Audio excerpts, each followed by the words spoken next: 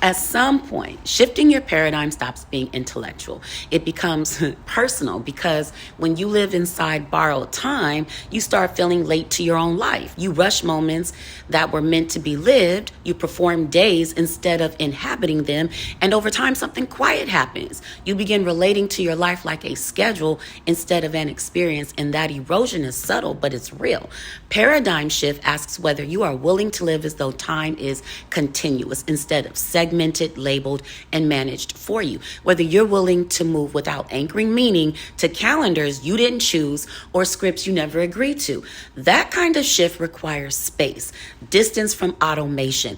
That space is far from isolation. It is discernment. Most of us were taught how to move through time before we were taught how to feel it. We were taught what days mean, what moments require, what words we are expected to say. And over time, language becomes the mechanism that keeps those meanings in place. So one of the simplest ways to begin shifting is to listen to how you speak, not to correct yourself, to notice, because language shapes how time is experienced, how celebration is performed, how connection is maintained. And when you speak with intention, you step out of reflex without stepping away from people, because this is about alignment, not resistance. So across the year, this might sound like subtle changes. At the start of what is widely called the new year, you might notice the urge to defer to the calendar and choose otherwise. You might say, I wish you ease in the days ahead.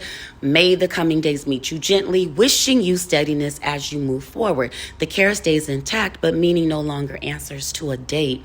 And when someone marks a birthday, you can honor life without turning it into a timeline. You might say, honoring your presence today, grateful for another day of your life. This keeps the moment human instead of performative. On days framed as romantic, you can acknowledge connection without narrowing love into one expression. You might say, wishing you warmth today. I hope the day feels nourishing. This leaves room for love that is platonic, ancestral, communal, embodied. And when religious holidays arrive, you can respect the observance without borrowing its meaning. You might say, I hope the day brings you rest, wishing you a peaceful day. Presence remains, agreement is optional, and on all the days in between, political, cultural, personal, unnamed, language can stay simple. Enjoy your day, wishing you well. I hope today meets you kindly. This way of speaking keeps you connected without surrendering orientation. It treats time as flowing, life as ongoing, celebration as intentional. Language is one of the quiet places sovereignty shows itself, and practice consistently. These small shifts change how we navigate the world without asking anyone else to change at all.